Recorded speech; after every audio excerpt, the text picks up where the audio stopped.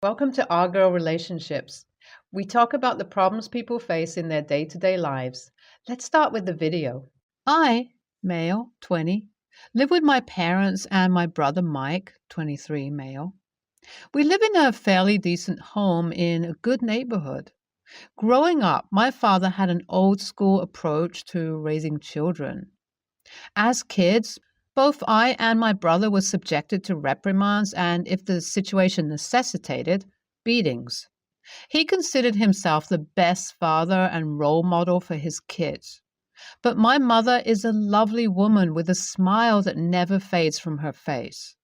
Talking to her after a stressful day always cheers me up. Though we were subjected to the same form of punishment as kids, he grew closer to our father while I found it difficult to maintain emotional intimacy with him.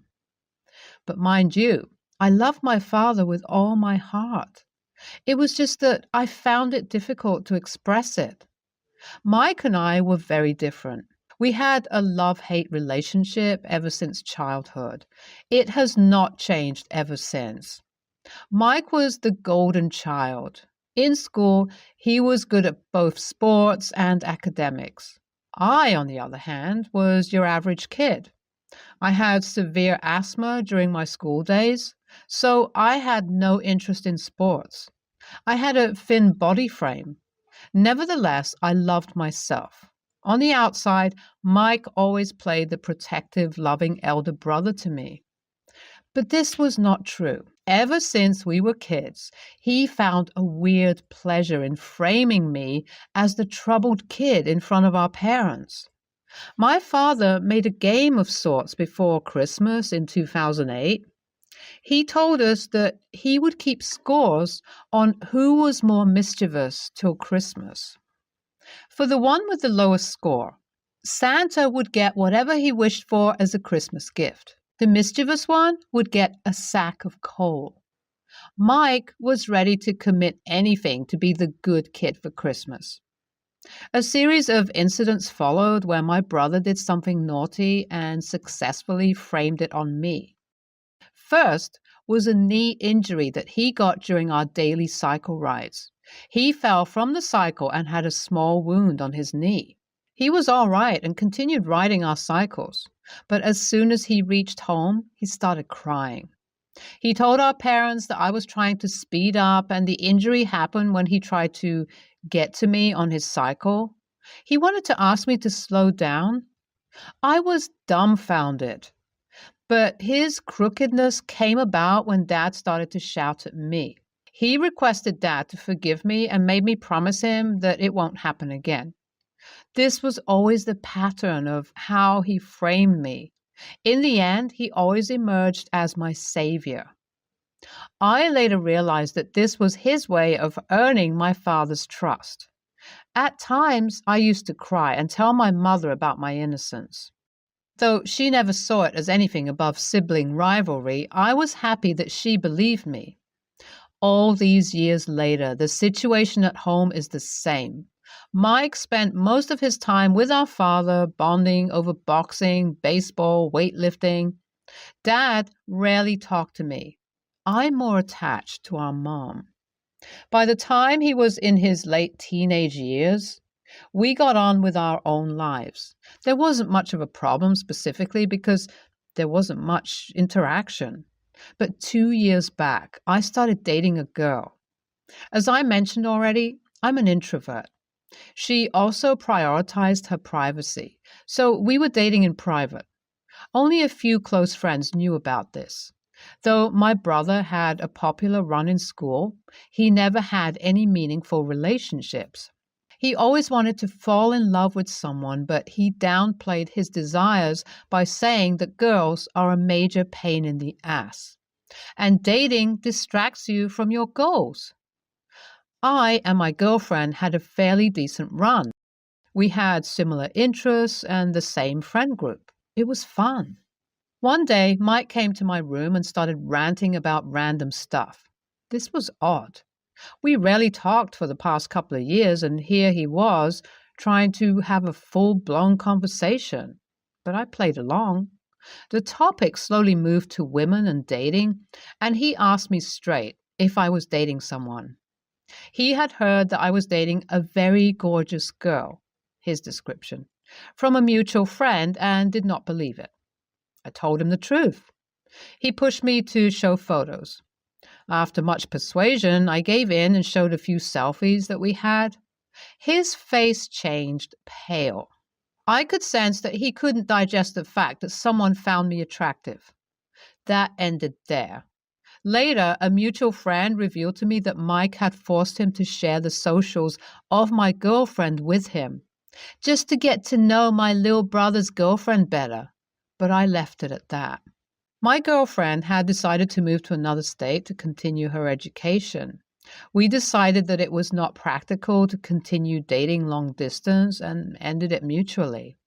Around this time, I heard that my brother was going out with a girl. For the first couple of months, I thought he was making this up because nobody saw her and nobody knew who she was. But whenever Mike talked about this girl, he was head over heels for her. He asked me about my girlfriend. When I told him that we broke up, he told me that he was surprised I was alive. If it was him, he would have killed himself after a heartbreak. That is what love meant to him. He sounded hypocritical, as this was the guy who advised me just a few months ago that women distracted men from their career goals. But I hated to engage in a debate with him and just nodded to everything he said. On a Friday, a message popped up on our family group chat. It was a selfie of Mike with his girlfriend. He said that Dad had agreed to invite his girlfriend in for dinner the next day and would appreciate it if we were all present. I knew that the message was intended for me. I had no interest, as I was aware of all the awkward and cringe conversations my brother would initiate. But on the brighter side, I saw that my father was being more liberal now. If 5 years back someone told me that my father would invite one of his son's girlfriends for dinner, I would have called them delusional. But that was happening now. So I decided to stay at home to witness it. Mike was over-enthusiastic and overexcited throughout the next day. He had a smirk on his face every time he looked at me, but I did not give it much heed. But I was anxious about how the dinner would go. My brother came home with his girlfriend later in the evening. Her name was Kathy. He introduced her to Mom and Dad first. Okay, a little bit about how I look. Though I have the body of a 19-year-old, my face still has baby features. But I hate it when people infantilize me. This is exactly what she did when I greeted her. She screamed out loud that I was such a cute baby and how old I was. Both Dad and Mike laughed out loud at her pampering tone, but I felt disgusted. The moment she was in our home, she behaved in a very strange way. She commented on everything from the wall decor to the clothes I was wearing, but I noticed that she tried to please our father. There were a few paintings at our house that Dad bought a few years ago. She was keen to appreciate them. When we sat down for dinner, she again ranted about the amount of food that I was taking in. She told the family that she was a dietitian and commented that if I had to man up like my brother and father, I had to eat more than that. She was constantly complimenting Mike the whole while. But it is when she started to target Mom that I felt enraged. She commented about how my mom should take up new hobbies and come to community meetings like her mom. A thing to be noted here is that my mom has better educational qualifications than my dad, but she decided to stay at home to raise us. Though she never showed it outside, it is something that she regretted. So now Kathy was poking my mom at her sensitive spot. Suddenly, my brother interrupted and said, "You should start advising Jake. Perhaps then he will start working to find his own weed money instead of stealing from his brother." My head went dizzy immediately after hearing this. I looked at my dad. He was staring at me with his eyes that looked like craters from hell. My immediate response was to sheepishly laugh it off and then stare at my phone. I could hear Kathy in the background enlisting the impact of weed use. Now, to be honest, I don't have an opinion on whether weed is good or not, but one thing I'm sure about is that I have never spent a single dime on weed. In the next few minutes, I could hear my father shouting at me because he took my brother's word, as always. He was not even ready to hear a single word from my side. He wanted to raid my home. To add insult to my injury, my brother asked my father not to be too harsh on me, as my girlfriend has recently left me. This caught my mom's attention. I used to share every incident in my life with my mom. She was surprised that I didn't share this with her. My father used this to further state that I could keep secrets from them, and my weed usage was one such secret. My father felt his integrity as a good father was being questioned. He felt ashamed in front of Kathy. She played along with Mike to suggest that there are facilities that treat addicts nowadays. I was sweating gallons and my clothes were blotched in perspiration. Verbal diarrhea by my dad reached an end when he demanded an inspection of my room. I said it was impossible to search my room. I have no idea where I got all the courage to resist my father's advancements. But I fought tooth and nail to resist him from searching my room. There was no reason for that, but I did. That's when he declared that either I can live at his house, adhering to his rules, or I can leave. His ultimatum knocked open something in me, some strange energy. I stood my ground and narrated all the injustices that I have suffered under him. He protested initially, but then sat down to listen. I narrated events that I never thought I remembered or impacted me. I told him how much I felt left out while he was teaching Mike to box, weightlift, or play baseball. He once told me I was less of a man if I couldn't stand up to my bullies in school. Initially, I could hear my mom sobbing, but by the time I finished, I could see that my father was in tears. I was determined to leave, but before I stormed out, I stood on the doorway and told Mike, "I thought you would stop texting my ex once you got a girlfriend." My phone is, since then, being stormed with messages and texts from my brother and mother. No phone calls yet from the father. I had decided to go in low contact with my brother and father for the sake of my mental peace. Apparently, Mike wanted to propose to Kathy and already bought a ring. She playfully told him that she would say yes if Mike was cunning enough to kick me out of the house on their first family dinner together. She called it a prank or ice-breaking session, but I could only see trauma in it. But my last rant about my childhood was so believable that Kathy believed the lie about Mike texting my ex-girlfriend. Only if I deny it will she talk to Mike again. I attended my mother's call, who said that whether or not I clarified the thing with Mike and Kathy, I should call my dad and apologize to him. He has been so depressed ever since I left. Some mutual friends have guilt-tripped me into thinking that I ruined the relationship. But what about my mental peace and years of being neglected? For years, I have taken initiative to fix everything, but now I'm tired. Am I the a-hole for not taking initiative to get back to my father and brother after everything they did to me? I stayed at my friend's place for a few days and then moved to a tiny shared apartment within the city that is affordable for me now. Today, Mike called. We were silent on the phone for a while. I was adamant that he should make the conversation. He told me that Dad asked him not to step into his house until he brought me back with him. He was sobbing. My heart went out to him, but I made sure that I would take decisions only using my brain. He asked me whether I could talk to Kathy. I mentioned that I could. He requested I go home, but when I asked if he genuinely wants me there or wants me there so that he can return home as well, he fell silent. My answer was there.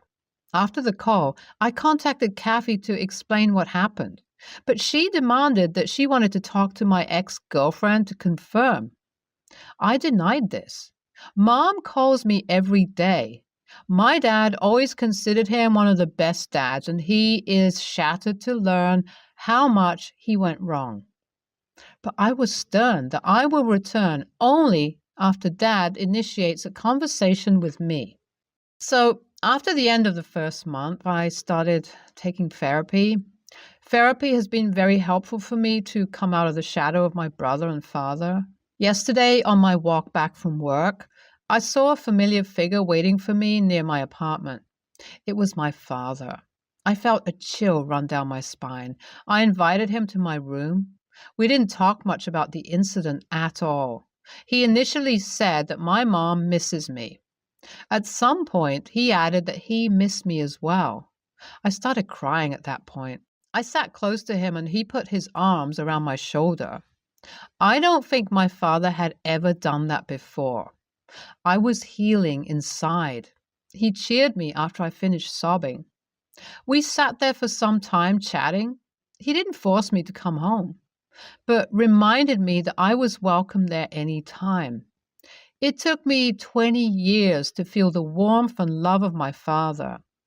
I'm yet to call my brother because I ruined his relationship, but I'm planning to call him soon so that we can have dinner together at home after many months.